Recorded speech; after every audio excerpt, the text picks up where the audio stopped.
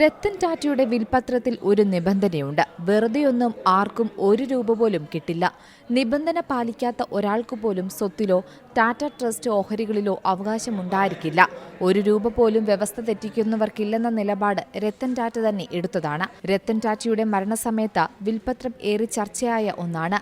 അതെ, 2024 ഒക്ടോബർ 9 വിട പറഞ്ഞ രത്തൻ ടാറ്റയുടെ വിൽപത്രം പുറത്തു വന്നിരിക്കുകയാണ്. സ്വത്തിൽ ഏറിയ പങ്കും ജീവകാരുണ്യ പ്രവർത്തനങ്ങൾക്കായാണ് രത്തൻ ടാറ്റ മാറ്റിവെച്ചിരിക്കുന്നത്. അതേസമയം കുടുംബത്തിനും അടുത്ത സുഹൃത്തുക്കൾക്കും സ്റ്റാഫിനും പ്രിയപ്പെട്ട ഓമന മൃഗങ്ങൾക്കും വേണ്ടിയും ഒരു ഭാഗം അദ്ദേഹം മാറ്റിവെച്ചിട്ടുമുണ്ട്. രത്തൻ ടാറ്റ 7 വർഷമോ അതിൽ കൂടുതലോ തന്നോടൊപ്പം ഉണ്ടായിരുന്ന വീട്ടുജോലിക്കാർക്ക് തന്റെ എസ്റ്റേറ്റിൽ നിന്ന് 15 ലക്ഷം രൂപ വിതരണം ചെയ്യാനാണ് തന്റെ വിൽപത്രത്തിൽ നിർദ്ദേശിച്ചിരിക്കുന്നത്. റിപ്പോർട്ട് പ്രകാരം ഓരോ ജീവനക്കാരുടെയും സേവന വർഷങ്ങളുടെ അനുപാതത്തിലാണ് തുക വിതരണം ചെയ്യുന്നത്. പാർട്ട് ടൈം സഹായികൾക്കും കാർ ക്ലീനർമാർക്കും 1 ലക്ഷം രൂപ വിതരണം ചെയ്യണമെന്നും അദ്ദേഹത്തിന്റെ വിൽപത്രത്തിൽ വ്യവസ്ഥ ചെയ്യുന്നുണ്ട്. 3800 കോടി രൂപയോളം മൂല്യമുള്ള തന്റെ ആസ്തിയിൽ വലിയൊരു പങ്കും രത്തൻ ടാറ്റ എൻഡോവ്മെന്റ് ഫൗണ്ടേഷനും രത്തൻ ടാറ്റ എൻഡോവ്മെന്റ് ട്രസ്റ്റിനും വേണ്ടിയാണ് രത്തൻ ടാറ്റ നീക്കിവെച്ചിരിക്കുന്നത്. ഈ 2 സന്നദ്ധ സംഘടനകളും പണം ജീവകാരുണ്യ പ്രവർത്തനങ്ങൾക്കായി ചെലവഴിക്കും. ടാറ്റ സൺസിലെ ഷെയറുകൾക്ക് പുറമെ മറ്റു സ്റ്റോക്കുകളിലും രത്തൻ ടാറ്റ നിക്ഷേപം നടത്തിയിരുന്നു. 2022 ഫെബ്രുവരി 23 തയ്യാറാക്കിയ വിൽപത്രത്തിൽ 4 അനുബന്ധ പത്രങ്ങൾ കൂടിയുണ്ട്.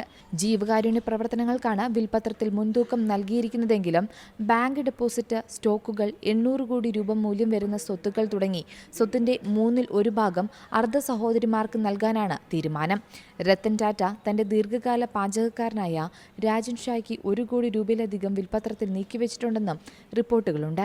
അതിൽ 51 ലക്ഷം രൂപയുടെ വായ്പ എഴുതിത്തള്ളുന്നതും ഉൾപ്പെടുന്നുണ്ട്. അദ്ദേഹത്തിന്റെ സെക്രട്ടറിക്കും 10 ലക്ഷം രൂപ ലഭിക്കും.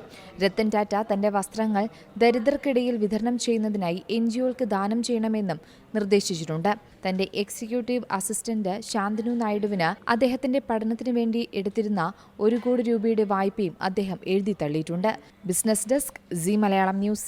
ഏറ്റവും പുതിയ വാർത്തകളും വിശേഷങ്ങളും വിരൽ തുമ്പിലറിയാൻ സീ മലയാളം ന്യൂസ് എല്ലാ ഡിജിറ്റൽ പ്ലാറ്റ്ഫോമുകളിലും ലഭ്യം.